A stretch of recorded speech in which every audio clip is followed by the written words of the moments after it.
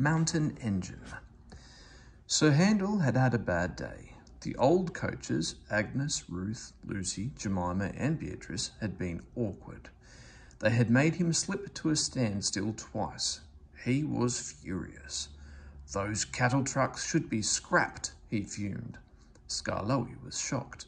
"I won't have it," he protested. "Those old dears need kindness, not bad names." "Exactly so," agreed Rheneas. He winked at Skarloey. "You be thankful, Sir Handel, that we're not a mountain railway." "A mountain railway? What's that?" "A railway which climbs mountains, of course." "But it can't," said Sir Handel. "Its engine's wheels would slip." "But it can," said Rheneas firmly. "We've heard of one quite near here." "It can't." "It can." A noisy argument started just as Donald shunted a flat truck to the siding nearby. On the truck was a queer-looking engine. He had 6 small wheels and a stovepipe chimney. His boiler was tilted downwards and his cylinders were back to front. "Wheesht," whispered Donald hoarsely. "Dinna wake the wee engine. It's tired he is.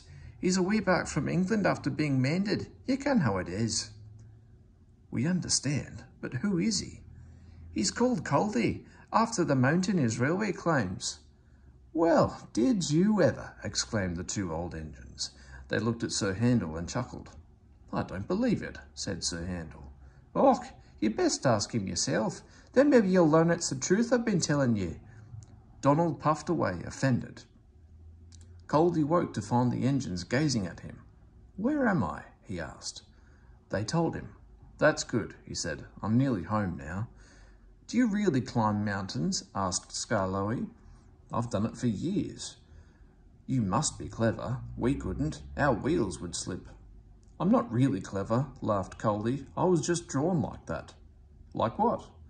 "With pinion wheels on my driving axles. They have teeth, you see, which fit into a rack rail. I can't slip, however steep the line is."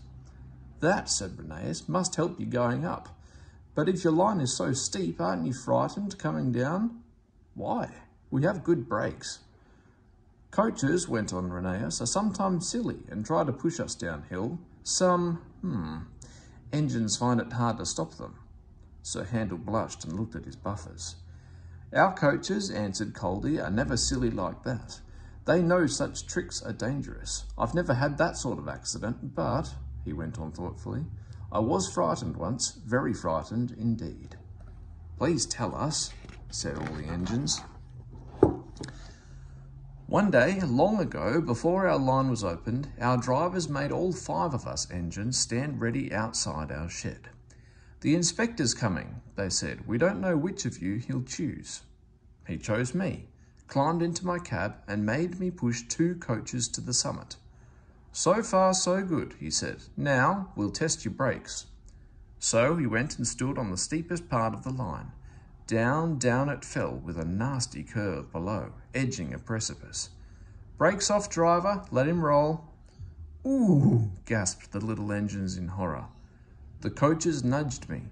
We gathered speed downhill. I was terrified. My driver's hand stole to the brake. 'Hands off,' ordered the inspector. Then I remembered I had automatic brakes. I could put these on myself. Perhaps the inspector wanted to see if I could. They worked beautifully.